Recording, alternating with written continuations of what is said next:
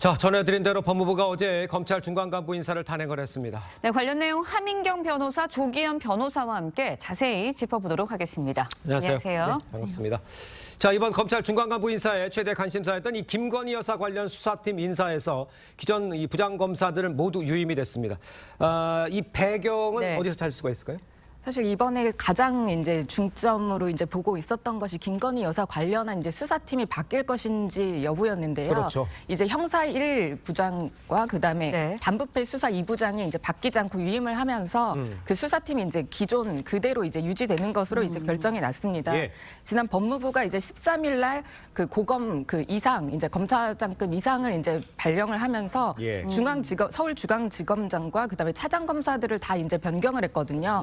그러면서 야권에서 이제 중심으로 나온 이제 비판이 김건희 여사 수사를 이제 진행하지 않는 것이 아니냐, 흐지부지 되는 것이 아니냐, 또 다시 하는 것이 아니냐 이렇게 이제 비판을 했는데요. 예. 이번에 사실 수사 같은 경우에는 주임 검사나 아니면 이제 부장 검사들이 이제 주도를 해서 이끌어가고 이제 상당히 중요한 역할을 맡기 때문에 이번에 유임을 한 만큼 이제 수사가 계속해서 이제 진척될 것으로 기대하고 있습니다. 그렇군요. 네, 근데 부장검사들이 그래도 남은 만큼 이제 앞으로 이제 수사 결과 어떻게 나올지 여기에 좀 관심이 쏠리고 있거든요. 어떻게 예상을 하시나요? 뭐 수사 결과를 예단하기는 어렵죠. 일단은 수사의 속도는 빨라지겠죠. 속도는 빨라지겠죠. 예. 근데 이제 당초에 이원석 총장이 5월 3일에 신속한 수사를 지휘하고 가능하면 5월 말까지 수사 결론을 내라는 지시를 했고, 네네. 근데 그 이후에 이원석 총장이 패스팅 당하는 인사 그리고 1차장부터 4차장까지 교체되는 인사가 있었습니다. 이게 어떤 의중이 있는 인사가 아니냐는 의문이 제기되고 있었거든요. 근데 어쨌든 수사를 전담하는 부장검사가 교체되지 않았으니까 수사 자체의 연속성은 유지가 될 것인데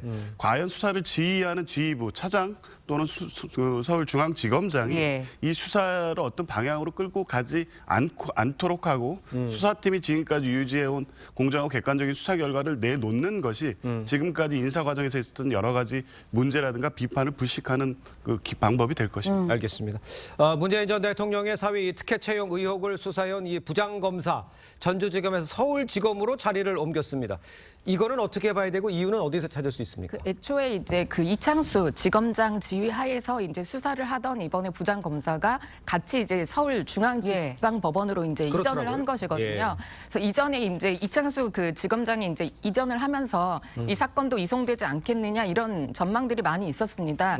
그런데 이번에 이제 부장검사가 같이 또 이제 이전을 하면서 아마 또 문재인 전 대통령 사위 특혜 채용 관련해서 그 수사 관련해서도 이송될 가능성도 또 제기되고 있고요. 네. 또 이렇게 두 분이 또 발을 맞춰서 또 다시 수사팀을 꾸리는 만큼 또 새로운 중요한 수사가 진행되지 않을까 그런 전망도 있습니다. 예. 네, 알겠습니다. 다음 이야기도 해보도록 하겠습니다. 예. 최태현 SK그룹 회장과 노소영 아트센터 나비관장의 2조 원대 이혼 소송 항소심 결과 오늘 나올 예정입니다. 일단 뭐 재산 분할 어떻게 될지 어느 정도 인정이 될지 가장 큰 관심인데 재판부 어떤 점을 이제 중점적으로 보게 되는 건가요? 결국 SK 주식을 재산 분할 대상으로 인정할 것이냐 여부가 핵심적인 쟁점입니다.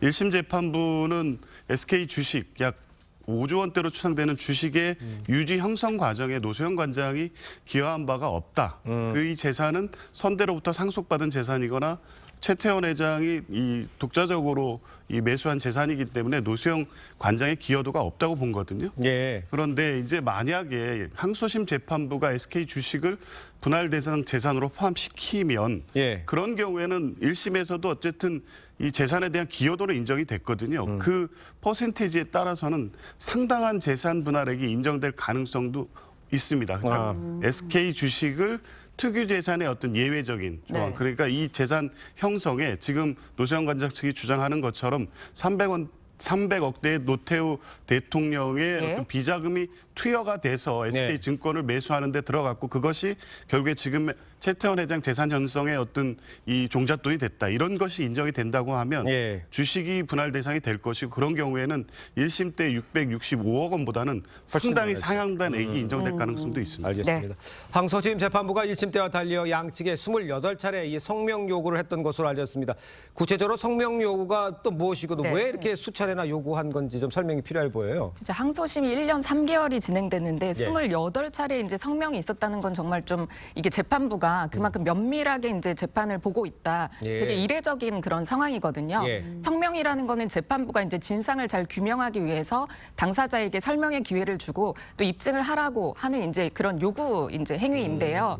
이렇게 성명을 많이 한 것 중에 좀 특이한 부분은 예. 재판부가 가족 외에 그 최태원 회장에게 그 가족의 제3자에게 이렇게 송금한 돈이나 이런 지출 내역이 있으면 그 부분을 좀 밝혀라라고 한 부분입니다. 네. 이 부분이 왜 주목이 되냐면 이 항소심 재판부가 얼마 전에 이제 좀 특이한 판결을 내린 게 있는데요. 예. 이게 재산분할에서는 기여분이 상당히 중요합니다.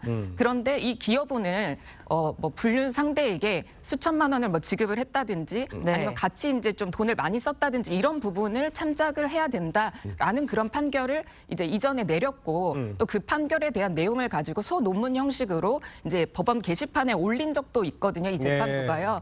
그렇기 때문에 이렇게 성명을 내렸을 때 노 관장 측에서는 이제 2015년 이후에 이렇게 둘이 만남이 이제 밝혀진 이후부터 1,000억 이상이 이제 건너갔다 이렇게 얘기를 하는 것이고요. 예. 최태원 회장 쪽에서는 아니다 이게 허위 사실이다. 뭐 6억 1,000만 원에 불과하다 이런 주장을 하고 있는 것입니다. 네, 일단 뭐 재판부가 많은 관심 노력 기울인 거다라는 예. 설명해 주셨는데 1심 때 재판부는 최태원 회장에게 손을 들어줬거든요. 항소심에서 뭐 이게 결과가 바뀔 가능성이 있는 건가요? 뭐 예측이 쉽지는 않지만 예. 가능성도 있다고 봅니다. 실제 그래요? 665억 원을 인정한 것은 일반 국민의 어떤 시각에서는 굉장한 금액이긴 그렇죠. 맞는데 최태원 회장이 소유하고 있을 것으로 추정되는 5조 원대의 재산을 고려하면 실제 기여도에 비해서 상당히 낮은 금액이거든요. 네네네. 그래서 실제 SK증권 인수 과정에서 노태우 전 대통령의 비자금 실제 투입됐다는 부분에 대해서 어느 정도 입증이 됐다고 보면 기여도를 약간 높이는 방식으로 해서 적어도 1심 금액보다는 더 많은 금액을 인정할 가능성도 있다고 봅니다. 그러니까 네. 노소영 관장이 어느 정도 재산 늘어났는데 기여했냐 이게 관점이라는 얘기군요. 그렇습니다. 예. 알겠습니다. 네, 자, 두 분 말씀 여기까지 듣겠습니다. 고맙습니다. 고맙습니다.